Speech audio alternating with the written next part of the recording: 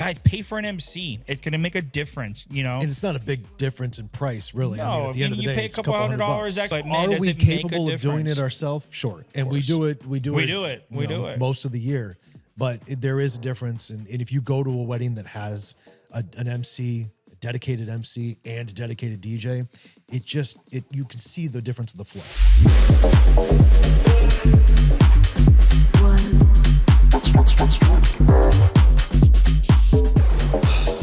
That was a lot of fucking work. That was a lot of work. That was a lot of work. Let's get this kicked off. Welcome back, ladies and gentlemen, to episode 7 of the Residential Remix Podcast.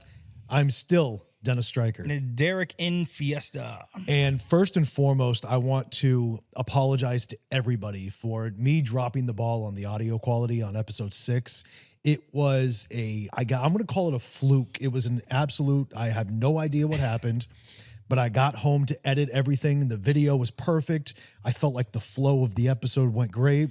And I pulled out the SD card, stuck it in the computer, and nothing. I think we shot ourselves in the foot. When we first started, we literally just said, we fixed the audio as the best. We jinxed ourselves. And then, I mean, thankfully, the cameras recorded. Our phones recorded. Our secondary cameras recorded the audio.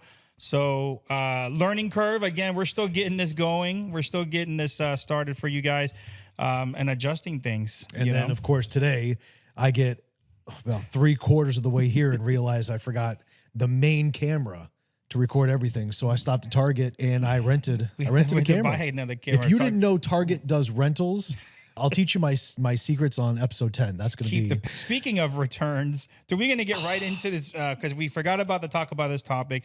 We went an hour and change on the last episode. We almost recorded 2 hours. So I mean, we just ran out of time. We did. We were going. We had some good stuff. We had some good topics. We had some great topics last time. So try to make it a little shorter. We're still back at my house. We started the pipe and drape up from the week. The weekend was great. It was amazing. We had a blast. You had a blast this weekend.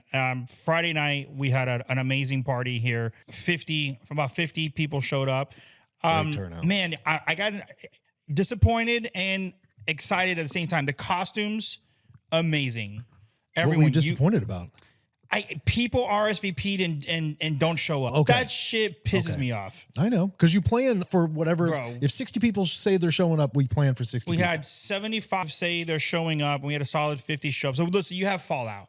We also invited, I think, 80, which we've never done before. The party was 20 people, and this is our 4th year doing this, and every time we've added a little more, feel a little comfortable adding more, and as we invited, everyone's like, can I bring a +1? Sure. So we had Rob Bartend doing his flair thing. Rob, I'm so very thankful. He did a great job. And, but man, I was kind of annoyed that so many people didn't show up that said they would. And I guess you're going to have fallout, but we planned accordingly for that many people. But man, 50 people in a house was still a hell of a party. Did the people that didn't show up, did they at least call and let you know, or were they just like no call, no shows? We had about, let's say, a solid 10 call. I know we had a couple. There was one couple that we really were looking forward to coming. Yeah, houses got messed up on some of them. Yeah. One couple, obviously, a couple family members couldn't come. And but yeah, a couple people who just said, yeah, we're coming, and just not show up. And I wasn't following up on so much going on, dude. I didn't really. Everyone who was here had an amazing time. I think so too. Everyone had an amazing time. We had a great time. So hopefully next year we start to build this and invite even more. I think if we get any more people here, though, you need a bigger house. Or say less. We need to. I'm just gonna kill you. Or we need to find like somewhere in the middle of everybody that we can rent out. Maybe we could move to a location at this point. I need too big for my house now, and we're getting there. I told you. I think we talked briefly about my goal for having. I want to buy a second house in New Orleans. Yep. And I would love to do like a Halloween getaway where everybody jumps on a plane and goes there. I can't imagine for Halloween. Like Halloween in New Orleans. So let's switch it up. Maybe you do Halloween and I'll do a Christmas party now. Well, no, I'm not going to steal your thunder. Your Halloween party is infamous. I can't steal it at this point. But maybe just to do like maybe it doesn't have to be a Halloween party or just like a mid-year costume party or something. I don't know. I love the idea of the feel. We talked about doing like a masquerade ball or a blood rave. I mean, could you think of a better city to do like a blood rave in Yeah. outside of New Orleans? Hell yeah. It would be awesome. so cool. It would be awesome. So Maybe cool. how many people willing to travel though? Yeah, probably not. But we can't steal your Halloween Steal the party is your thunder. Halloween party We're was not stealing awesome. that. We had an amazing wedding. We had an amazing wedding with Mr. Trombone. Yeah. Killed it. I've never played with his entire like band or his entourage. It's always been us and him. It's always just been us and him. So playing with a drummer was interesting this week because the drummer has to be good enough to keep in beat with me. Now the easier part is we actually mix. So our mixing is in beat and in key. Correct. Especially when playing with them, I made it a point to make sure we were in key the whole time for songs. And at a wedding and doing an open format is fairly difficult. Sure. We had some great communication when I was transitioning down into songs. I let them know and they slowly went down with me. I mean, our stuff was pretty synced. Their entire team was amazing. So very thankful. And that was like a 200 something person wedding. I mean, it was massive wedding. They didn't stop dancing. It was phenomenal. And then wrapped up the weekend with Mila's birthday party and UFest. Went to Oktoberfest. Look at the face. Zoom in on the face. You FaceTimed me to let me know about the disaster that happened after Mila's birthday. And I let you in on the chicken dance I was participating in. So it wasn't that we didn't invite you. We knew that you had plans. Wow. I love you. I'm sorry. Wow. It was like top secret. It wasn't top secret. Like top secret. It wasn't top secret. D, we're going to go to Oktoberfest. You've had my location on my phone for years. You know where I'm at all times. You're killing me. I was like, where? And you brought Solus with you. Have you ever been to Oktoberfest there? Never been. Never. It's really white. It is actually pretty German. Okay. It's a great time. We love the beer. We do enjoy drinking the beer. The food. What was the shot you took though? Which one? I don't know. You guys were on recording. You shook something. Yeah. You hit it to your nose. And if you're German and watching this, I'm going to mispronounce this. It's a small little single serve bottle, and I believe it's called Feingling. It's Feingling, translated in German. It's like I think it's a date flavored liqueur in a little bottle, and apparently you're supposed to shake it up and tap it on the table, tap it on the bar after you loosen the cap, and then you take the cap off, stick it on the bar.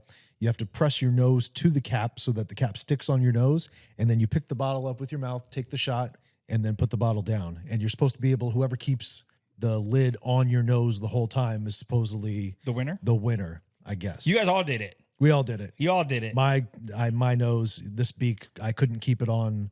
Did you do multiple? We did two. You did too. We did too. I got the video for one. I think it was a FaceTime video. I was like, these guys are killing me. We did that, and then we did try the Girl Scout cookie shot. Okay. And that one, I was completely lied to. Solus told me that it was like Godiva liqueur, creme de menthe, and something else. Take the shot. Come to find out, it's Rumpelminz and Jägermeister and creme de menthe. Okay. And I almost threw up on the bar. Yeah. But the light show in they have like these little not kiosks, these little buildings, alcove buildings, and they had lasers going on in this one that we went over to the Jägermeister bar. Oktoberfest nightclub. It was impressive. new German band over from Germany. It was a good time. Now everyone's dressed.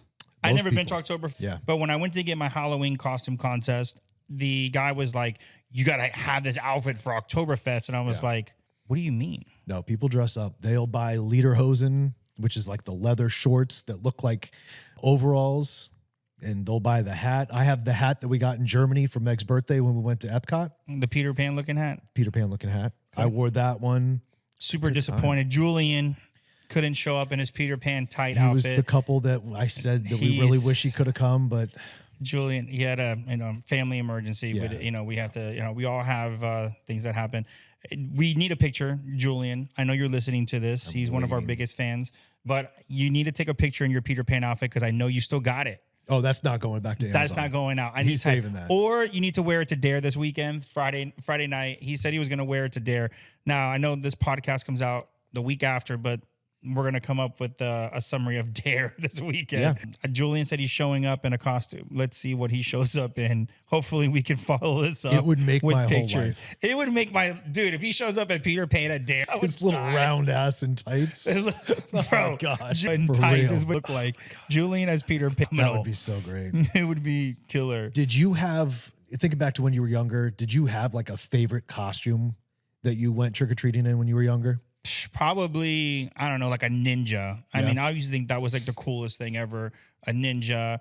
The ones I can remember when I was super young were like, like the ninja or like a cop or something like that. We all dressed as like a police officer or a firefighter at one point as kids. I wasn't a part of because I saw the other day on social media, the garbage can brigade, where garbage bag, where everyone wore those costumes with the single fit. Oh, yeah. Everyone was all talking about. I was like, man, I think I just missed that era. That might have been but I saw those costumes, like the pictures, you know what I'm talking about? And I was like, damn, everyone did wear those costumes. They were just like these garbage bag materials that look like your favorite character, Spider-Man, and you had that little mask. Plastic. That thing was, when I saw that picture, I don't know, it looked. Oh, absolutely. The costumes in the 90s and 2000s, early 2000s were terrible. I remember my mom dressing me up as what she called Robin Hood.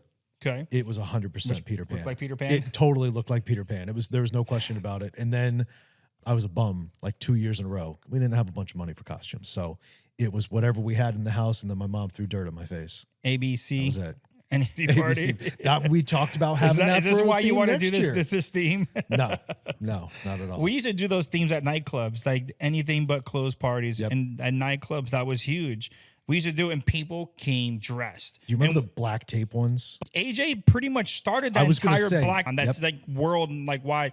The guy who was doing it, and again, I can't quote me if I'm a little bit wrong here, but I know he was friends with AJ, starting something new, and said, "Hey, can I wrap people in duct tape and dress them?" And we were like, "Sure."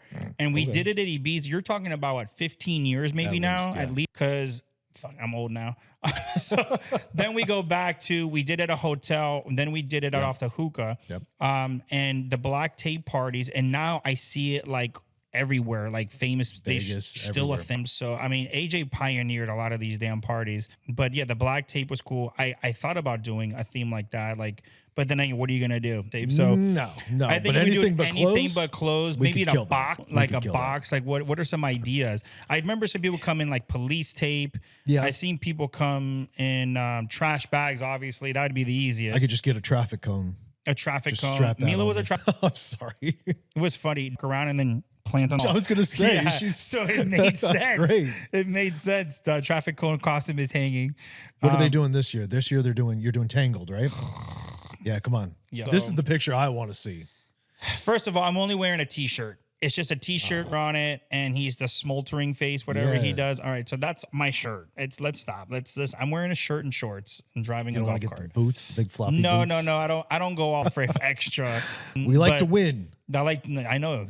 It's like you came to win. You didn't break character. You drank. I did the whole time. I'm gonna put up some pictures. If you're listening to the audio version of this, you're missing out. Head over to YouTube, click subscribe, and you can see all of the pictures of the shit that we talk about, because as great as the audio version is going to be now that I got the mics figured out, the video version has all like the cool stuff. We're gonna post pictures. The guy, you didn't break. No. Your wife didn't break.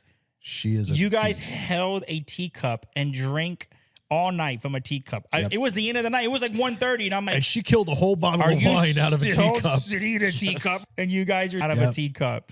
I had the makeup artist was killer. I'll put her info on this too. She killed it. My wife and I, we did Joker.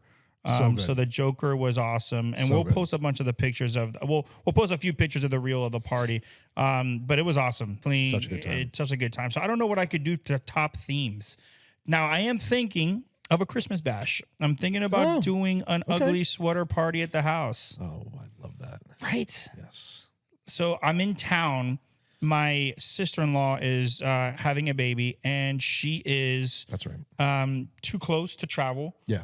So we usually travel as a huge family somewhere up north. We went to Tennessee, North Carolina. We've done a bunch of anywhere we can almost see snow without going to Colorado. Like the borderline, could we catch some snow here? Just enough. And then we did finally, we're skiing, and we went to Vermont, and we were able to ski. Yeah. But this year we were just going to go to Georgia because it was close enough. But she's scared to travel, and I think she's within 30 or 60 days of something like that. Usually for the first one she's safe, but I mean, why take the risk? So we're staying. More story. We're staying local. Let's do it. So I'm thinking about, since I'm here, Christmas break, everyone's off, just throw a midweek party.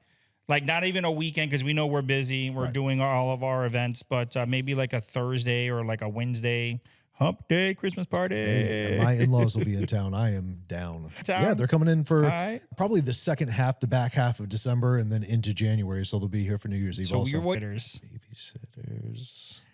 Doesn't happen very often. My mother's up in the middle of the state, and Meg's parents are up north. So to have the grandparents be a babysitter, it's a blessing. We love when they're in town just to hang out, but also so we get some free time. Yeah, nanny is expensive. I see that we're gonna have some times here. Switching gears to, I had a situation this weekend over on top of all the parties that we were going through. I got sent a contract with a series of crazy deposits coming out of bank statements, and I wanted to stop and say, guys, stop. I'm not sure if you've had this problem before and coming through with clients, ready to leave a deposit or ready to put a down payment on a house. In this particular weekend, we had a couple of bank statements come in on a deal, and the transfers went from a business account to their personal account, Zelda to the wife. Okay. The wife wasn't even on the loan. The wife's on title, but she wasn't on the loan. It was just the borrower. Okay. Right? So now, since he had to transfer it out, now we had to get essentially like a gift letter because he's not on that account. Accidentally transferred the money, I guess, whatever. But now we need a business bank statement. And the biggest thing is, you don't know what you're getting out of a business bank statement because you have a lot of cash deposits. Right. You have a lot of deposits that come randomly from people. So like in my business, people Zelle us a lot. People send, our, checks, or they give us cash or whatever. So when we deposit them, we have to account for that, and that's just money laundering. So you have to make sure that you have receipts. We have invoices. Right. Our invoice programs go accordingly. So you're having to now ask someone and say, hey, I need your business bank statements and all the invoices for all of these deposits. And depending on the deposit, if it's an unusual deposit, I've had deposits of like 50, 60,000, but then every other deposit 2,000 or 3,000. Right. Like it doesn't make sense. Right. So I think now, being that we're here on the podcast, is a little bit of education on stop transferring money everywhere. If you're going to buy a house, just keep all your money in one place. Now, had the wife been also on the loan, would it still have been an issue, or was it the bank transfer, the money transfer, the Zelle? It's just so much Zelle. I mean, Zelle's a thing, right? Zelle and Venmo. I mean, it changed both of our businesses. For sure. All of our businesses. For sure. I mean, it's Zelle. I love Zelle because it's the easiest way to transfer money. We keep track of all our funds that way, deposits, it's easy. But it becomes a mess because we don't know where that money is really coming from. There's no way of telling. So crazy Zelle deposits over several $1,000s. We're going to ask, why did she just send you $5,000? She just send you. So you need to source a lot of these deposits. So sourcing deposits for mortgages is extremely important. When you transfer money back and forth through individuals, you need to make sure that is there. So biggest moral of the story is, let's stop transferring money back and forth if you don't have to. Yep. Let's try to keep it consistent. Try to keep it in one account. If you're going to put a $10,000 deposit, make sure it is get a check from the bank. Yeah. The funds, give me the receipts. Gifts from individuals. Big thing, ladies and gentlemen. If you are gifting money, if you are my brother and you are gifting me $10,000 towards my closing cost, it needs to be a personal check. Okay. And do not tell me you don't have any checks. Go to the bank, pay the $2 or $3, have them print you 3 or 4 checks, and get a personal check. Yep.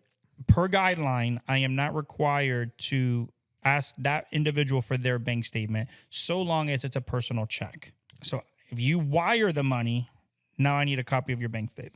And how far back? I mean, I don't know. Without getting too into detail on this specific situation, was it a bank statement loan, or was it an actual just a normal standard Fannie Mae loan? Okay, so on this one, how far back did you have to go? 60 days. 60 days. So if they were 62 days ago and they Zelled their wife this money, we're doesn't fine, because matter. we can get a transaction history. Even though it's in your bank statement, I can get a 60-day transaction history. Gotcha. Now, the bank wants wants a legit statement. So I can do a 60-day ago bank statement. Yep. We need 60 days consecutive somehow, Got some it. way, some form. So if you're gonna put a bunch of money in it, you're gonna you just got to be honest with what you're doing. Right. Get with your loan officer and say, hey, I have a lot of cash deposits with my business. How do I show this? And we're gonna help you make sure you have those invoices to go with those cash deposits, depending on the business. If you're a cleaning company or if you own whatever you do, I just need to have invoices. This has to be legit. If you're running a business and you're getting cash, you invoice people. You know what you pay people. And it's so easy nowadays to write an invoice. Whether you're writing a paper one and you just keep a carbon copy, if you're doing it electronically, exactly. What about the notes on a Zelle? You know how when you send a Zelle, it has the little line where you can put the notes. Does that account for anything? No, or is it, we don't look at notes. Doesn't matter. Like you and I put emojis 90% of the time. If we send money back and forth, it's no. And that doesn't really matter to us. The biggest factor that we see is just large deposits. Got to be real careful with that. Cutting money from the business, cutting money from your personal account. If you're going to use your business account to help purchase a home and you're qualifying that business, your accountant's going to make special notes on their letter from us, and we're going to let them know, what needs to be essentially said. Gotcha. We're going to guide people in the right direction because we need to figure out, again, where's his money coming from. What we don't want to do is drain your account. Yeah. You don't want to drain your business account. No. Now your business can't float, right? So we have to make sure that the business is making money, you're making money, and you're able to make these down payments. It's got to make sense. It's just got to make sense. Sure. So that's the biggest thing is just, again, stop floating money between each other. Just keep your money in one account. I can't harp this enough. Now, what about seasoning money? When you have cash that you need to deposit into the bank so that you can account for this money and use it towards something, how long does it need to be in that bank account for? So every lender's different. Okay. Every lender's different. FHA for us is 30 days. Okay. So I only need a 30-day bank statement for FHA. Gotcha. 60-day conventional. Gotcha. So depending on when you deposit cash and whether, what you need to show or not, depending on the program you choose. And we'll emphasize on every lender is different. Every lender is 100% different. So make sure get with your particular lender and their guidelines. Yep. But yes, in general, it's 60 days is the rule of thumb. Same thing for, you're qualifying. We need 2 years of this and blah, blah, blah.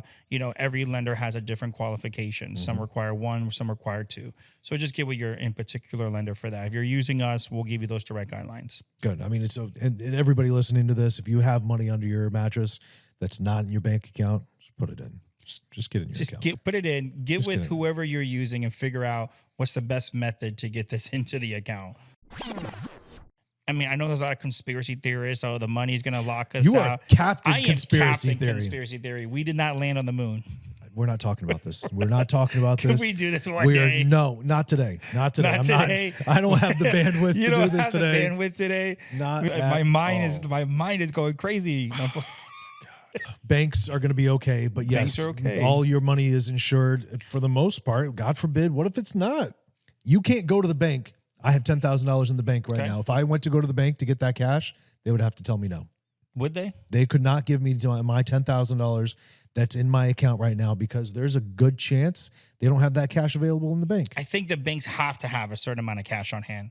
But I also think that given notice, if I call a bank and I say, hey, I'm coming through, I'm getting 10 stacks, they're going to be okay. I've done it. I might get my phone and try and see. Bet. I've done it. I mean, I went and we did a large purchase and I went and got it in cash. I said, hey, I'm coming through. I need. But had you not given them the heads up, do you think? No, I don't. Yeah, that I don't know. I mean, anything over 10 grand, I'm going to give you a heads up. I mean, I do think that's enough money to give someone a heads up. Like, hey, bank, I'm coming to get it.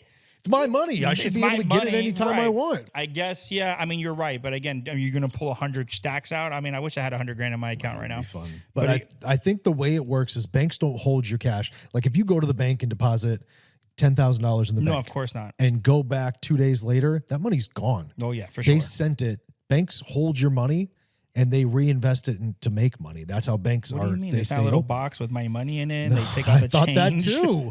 Wouldn't that be great if they had boxes for every account? Do you keep a checkbook? I have a checkbook. I don't keep Bro, my mom, Penny, that's still with a checkbook. Like I saw it on top of the counter the day. I'm like, what the heck is this? She's like, it's my checkbook. What? You don't know what's in your account? Even when she swipes a card? Every time she swipes a card, she writes it in her book. Amazing. That is like old school. Amazing. Like I feel like that's that thing that you never taught any. Like my mom never taught me. My mom does it, but she learned never how to taught balance a me checkbook. how to balance a checkbook. But I also was like, what do you mean? I just swipe my card. I have money in the account. I just knew roundabout figure. I knew if I had $500 in my account. I knew if I purchased something for $3. They'll let you know if you don't. Yeah. So for me, there wasn't no overdraft protection when I first started this. You know, I just said, my mom was like, no, turn that off. You don't need to pay these fees. Just get declined. And I'm like, oh, that's easy. Swipe, decline. Okay. There's no money in here. But my mom was to the penny. I do check the app. I'll go to my bank app and I'll look at the transactions, and just in case not something to get embarrassed. crazy, that too. And just to see if something crazy maybe happened. I mean, nowadays I've had my bank card, my bank debit card, I've had it stolen twice, where they've used it to buy crazy stuff. Leticia's got her stolen gas stations. Yeah. So Razor said not to use your PIN numbers when you go to gas stations. Always use credit. You always use credit. So this is a public service announcement. Yeah. Don't use your PIN numbers at gas stations. Yeah. According to the sheriff's department, it is a way to get your identity stolen. You go hit credit. But then I got it, but I still had to enter my zip code. Oh, yeah. They are different. If you're using your zip code as your PIN number, we got a problem. But I also use the same card for gas every time. Okay. Always the same card. You know, that way I know that the only thing on this card is gas. So if anything crazy shows up, so I don't use my personals. I don't use my business account. If I use my business account, it's rare. But if not, I use a business credit card for gas that has, I know it doesn't have like some crazy limit on it. Right. So if it was stolen, it's only a couple grand. Yeah, the banks are using. One of my biggest scares, you have like, an unlimited American Express and you swipe this thing. And American Express is probably the best about, making sure that stops and your money comes back. No questions. They're known for that. So I don't think that's a problem, but I'd be scared of a Visa Bank or, a MasterCard and all of a sudden you're lose 10 grand. I mean, you have to sit there and wait for that money to come back. So that's why I never use my personal accounts for anything when it comes to fuel or like, we pump air now, you have to pay for that. I only go to Wawa because their air is free. Wawa air is free. I did not know that. Listen to what we just said. The air is free. Air should always be free. Air should always be free. I get that it's a machine and it runs on electric, but I only pump my tires with air from Wawa, or I go back to, I got my tires put on by Sam's at Sam's Club, and they offer the lifetime protection plan. You can get them balanced, refilled with air, like hazard protection, anything. So I'll stop by there because it's right next to my house, and I'll have them put air in the tires. It was cold the other day. They were a little low. I swung by, and the guy was like, sure, no problem. I was rolling the trailer. I was pulling the trailer to the event, and one tire was a little low and a little sus. So I pulled up, and I'm like, air. And it was like crazy. It was like $2. Yeah. Like insane just to pump air in tires. So I'm like, I'll get a flat. It's cheaper to get a flat. I'm not filling up.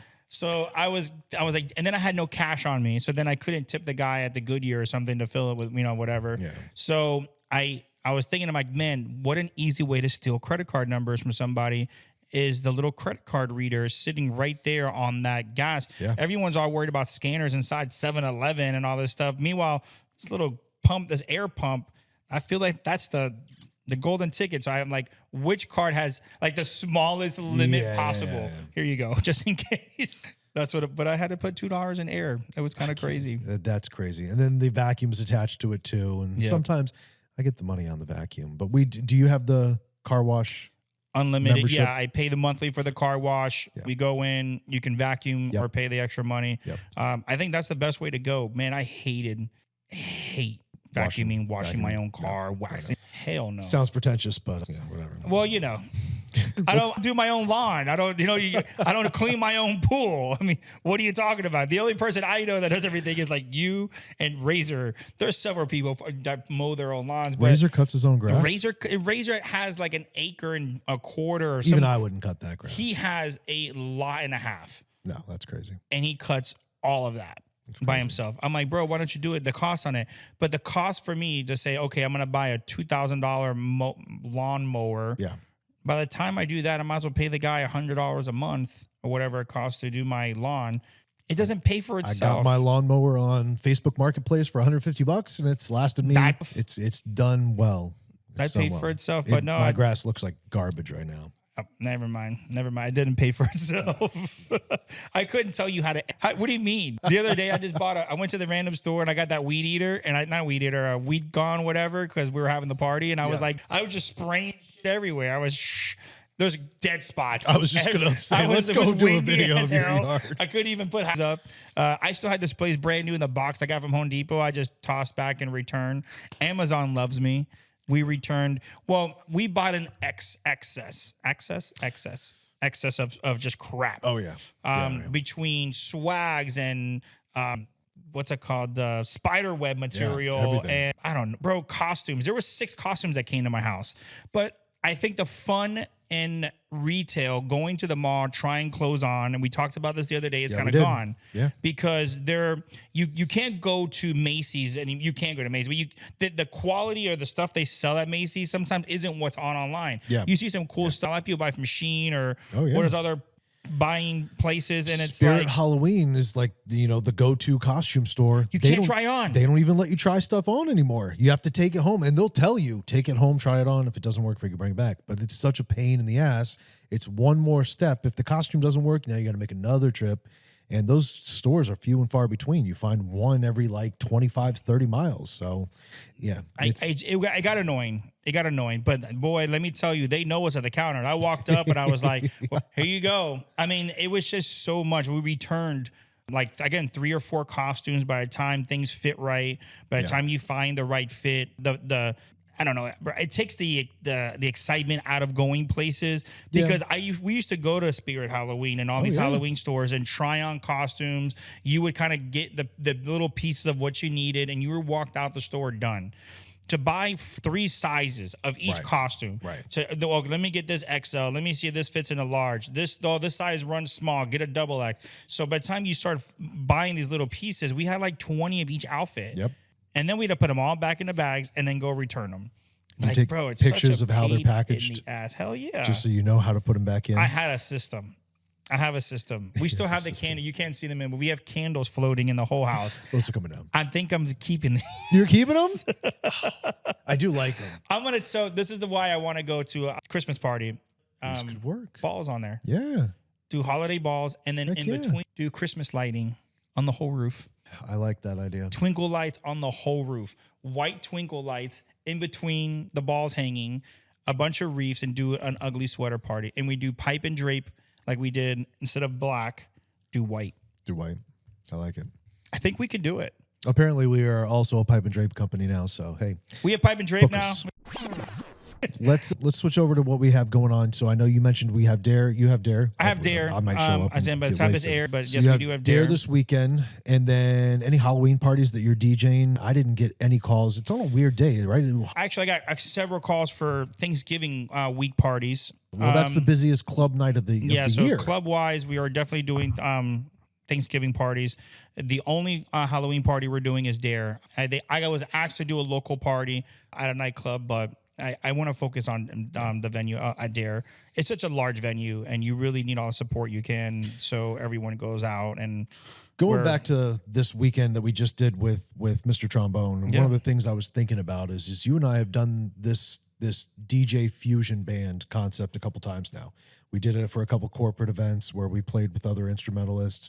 But I would say this weekend was the first time, or the biggest scale, that we've done something like this. Between his band, we had a Greek band that was actually awesome. They had a full Greek band.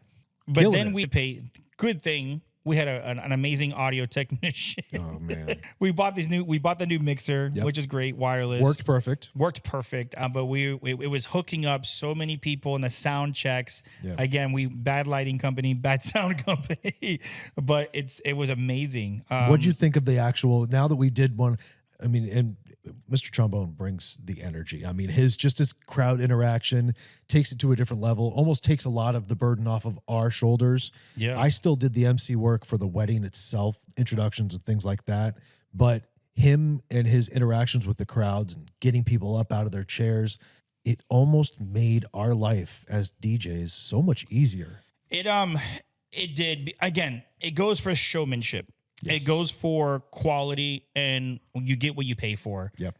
There's a lot of individuals, a lot of people who play instruments. There's a lot of DJs, right? There's a lot of, everyone has a different price point. Right. But when you look at us at the scale of talent that was on that stage between all of again, they had a real Greek band. Yeah. They had a band come through that these guys, man. I mean, I have Greek music, but these guys crushed it. They knew exactly. And what was easy of doing what we just did this weekend is, again, you're dealing with professionals. Oh, yeah. Yeah. Hey, this is what you need. This is what you got. Everyone knew what they needed. They know their demands. I wish we'd have got them in advance. My only thing is, if they would have told us in advance, we need 4 instruments, Right. 2 mics for you need these kick drum, and you need a drum kit essentially. Right. If again in advance, the only thing I can take away for future is open communication with talent. Yep. And telling us their needs. A lot of this talent was booked last minute. Right. I feel like the bride and groom said, "Hey, I have an extra budget," and they booked that last minute Greek band. But man, the dealing with the talent involved and the hype, at least when I was DJing, it would play a song that I was like, it's just gonna go over well because it was on their request list. Yep. Then when the drum came in and Mr. Trombone was up there just crushing it, my dude went through like 3 shirts. He is a beast. He was is sweating. beast. He was. We stepped away for the bar, sweating up a and storm, he boy. was- My dog went through 3 My shirts God. at least. but it's because he never stops moving. He's but it's a testament to why he is as desired as he is. I mean, it was funny because when we got there, he's like, "Hey, we're gonna play a set," and I'm like, "Dude, we have a 20-minute set. I mean, why not just put like a mix on? Let us chill. Let people just go to their chairs and vibe." No. He is so like gung-ho Gotta about do it. performing at all times and being at a level 10 for all times. It took us up a notch because on a Made me time move. where you and Yeah. I were usually are just sitting here, we're like, yeah, we're gonna throw a mix on and chill for the next hour. He was like, no, we're gonna rock. And we went on and played 20-minute sets, and then we stopped and did, speeches and stopped and did dinner. And then it's another 20-minute set in between courses. And it just created such a vibe for the wedding. Like people would party, like, I can't wait to come back. So man, it was different for us. It was a different format. do you think you're going to change the way that you do weddings now? No, because it's not every wedding is created equally. Yes, that's for damn sure. Not every That wedding is for damn sure. I think this wedding, when you have a couple hundred people in a room and you play a couple filler tracks, you can't help but fill the dance floor when you have the talent behind you, a drummer, a bass guitarist, Mr. Trombone, a saxophonist. You had so much talent behind that people couldn't help but dance because it feels live. It feels like a concert. I think sometimes it would work. If you have downtime, you have 30 minutes in between courses because the chef's not ready, play some music. Yeah, might as well. Let's stop being boring. But our mixtapes that we play, our dinner music and our cocktail music is not Kenny G. It's not, Dean Martin and Frank Sinatra. I love me some Frank and Dean, but there's a time and place for that in an elevator. The Italians are going to roast me right now. You're done. I'm sorry. I'm just letting you know. In place for that. Maybe, just not dinner at a wedding. I want people to vibe. You want to create this, again, that's upward tempo. And it was hard going from let's just jam out at we were just crushing it. And then like, all right, guys, sit down and go eat. It did make me want to kind of reevaluate, though. Maybe not maybe just the interaction with the crowd, watching him. And I mean, he's playing a trombone and on the microphone at the same time. And it did make me want to think, okay, well, how can I incorporate some more of that into my sets? Because you and I feel super comfortable on the microphone for introductions and things like that. Running through and doing MC work is one thing, but the continuance of that process through the night and getting back on the microphone during the dance set and really getting the crowd involved, that's one of the things that I tend to neglect. I kind of just let the music talk for me. I feel like in this situation, there is a point of doing it too much. I don't want to be known as the wedding, like, clown, that guy, hype, here we go. Right. This is the next round of applause. Like, I don't know. If people are not dancing at my wedding, it's because I'm doing something wrong as a DJ. I'm not playing the right music. Yeah. So a lot of times I let my music do the talking. Agreed. I let so I let a lot of that kind of go for itself, right? But it's hard to, you do great MC work. And it's great when you have an MC with a DJ at a wedding to let me focus on my music. Oh, yeah. And then an MC. So I always try to offer bride and groom to pay a little more money for an MC. So I do wish that people would take that in packages more. Guys, pay for an MC. It's going to make a difference, you know? And it's not a big difference in price, really. No, I mean, at the end of the you day, pay a it's couple $100 extra, but man, Are does we it make a capable of doing difference? it ourselves? Sure. And we do it. We do it most of the year. But there is a difference. And if you go to a wedding that has an MC, a dedicated MC, and a dedicated DJ, you can see the difference of the flow. 100%. My biggest example, and again, we can talk circles about this. Yeah. But something as simple as doing speeches. I have music playing in the background. I run over with a microphone, ladies and gentlemen, here's the first speech. Here, wait till I'm done. And you haul ass back to go plus on your music. And yes, we do dual mics sometimes. Right. And okay, here's your mic. But again, someone still has to turn down this music. You have to be ready to go. You can give them a mic and you can be on your mic and get everyone's attention and turn it down. That is one way. But again, now you're focusing on more equipment, multiple mics. At this point, it is so much better having multiple people there to help guide. Help people line up for ceremonies. Not for ceremonies, for a grand entrance. Grand entrance, yeah. Having someone come in for a grand entrance, you're lined up, you peek your head through the door and you're like, ready to go. And I'm like, boom, drops the tracks. Works great. Yeah, Boom. Works great. Right? So it leaves her so much. It makes life easier.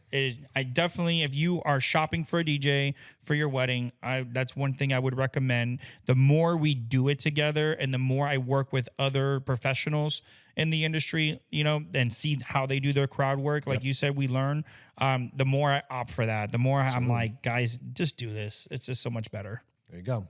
House track of the week. Give me something good. I'm going to remix this a little bit. We're going to go off key. Okay. It's Halloween. When we come out with this, okay, it's going to be on the 30th, right? Next Wednesday. It's going to be the day before Halloween. So I want to do Halloween tracks. Okay. Right? So personally, we're playing, obviously, this is the time, downloads the Halloween Just edits. Put that folder back in your crate. Edits, and excuse me for the barking, my dog is here. We're at my house. We've been building our Halloween edits for probably 10 years. Oh, yeah, at least. So our go-tos, I'm still ghosting stuff. Oh, yeah. This is the time to bring out ghosted stuff.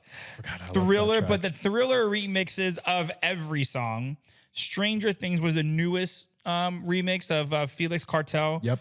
That has a great Stranger remix. It is like a tech house vibe, but everything is coming back. Disturbia, Monsters. I mean, all those core songs. Yep. It is Halloween time. So I think, what is your top Halloween playlist? Like, what do you? Dude, I'm so corny. I love Monster Mash, but then like I have the Be More remixes of all those. No, well, yes, but no. I have a Taylor Swift remix. Mash. Yeah, but it's the Shake It Out, Shake It Off. Shake It Up, Shake It Out. My kid's going to kill you. Dude. We'll come back to that. We'll come back to that. The Shake It Off remix of Monster Mash. Okay. I still love it. I'm still a mashup guy. I love just a cool mashup, but originals, Thriller is still like the epic one. They're the Levels, the Halloween version of Levels Levels is coming back this weekend. Yeah. It's a core because we have, let's say, 20 songs that we normally don't play that are now filler tracks.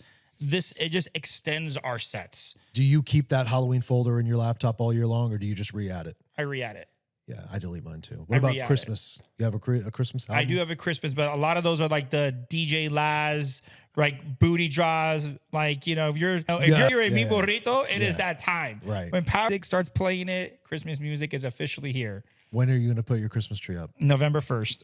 For real? For real? Facts. It's like a week. I think it falls on a weekend, if I'm not mistaken, because Eden was already talking about it. I think so. She was already like, Halloween decorations are almost down, are ready to be put down. And that morning she wants me putting Christmas up. Man. My kids are like all up into it. My wife, I think she loves fall more than she loves Christmas. So we are going to have pumpkins for at least a couple more weeks into the November. Pumpkins, yeah, no, we don't do fall. It's just scary Halloween or themed Halloween for our whatever we did for the party. And then people are now doing too much. Moving skeleton in the yard. Did you hear that new trend? Moving them around in the yard? Dude, okay. I have the 12-foot elf on a shelf. Oh, F that. Okay, no. So y'all doing too much. The elf on the shelf they put skeletons in the yard and they're changing the positions for the skeletons. No. So I've seen it online because you were just sitting those holes. We get in the hole on TikTok and stuff like that. So you're moving it. One skeleton was ironing outside. Someone said that they had an ironing board. The next morning he was in a chair reading a newspaper. And then the next day, so the skeletons are moving. Y'all doing too much. Too much. I have the 12-foot skeleton. I wanted to try to figure out a way to keep that up all year long. Like I was gonna Santa hat. I was gonna put a Santa costume on him. Come February, I was gonna put Mardi Gras costume on him. Easter with bunny ears. I had plans, and it got vetoed really quick. It got vetoed. Oh yeah. It's been a great show. It's been a great show. Catching up for the weekend. Yep. If you haven't seen it, make sure you tune in. The taste test was official. Taste test was on episode 6. I have it I have it as its own little video, little 30-minute video. It was about 22 minutes to 30 minutes or so. I have it as its own, so I might just put it out as like a bonus episode. Yeah. Audio still isn't great on it, but at least you can see our reactions. You can see the reactions. It was legit. It was good. It was a great taste test. It was a great weekend. It was a great week. I love me some Halloween coming up. Everyone be safe, trick-or-treating out there. Please. Everyone be in groups, and we wish you guys a happy Halloween. And until our next podcast, like, subscribe, share, follow, do all the above. Stop making fun of the way I say subscribe. It's just going to be the thing now. I'm not even going to correct you anymore. You say it however you want. As long as those people click that button. As long as you click the button. I don't care what you call it. See you next time. See you guys next.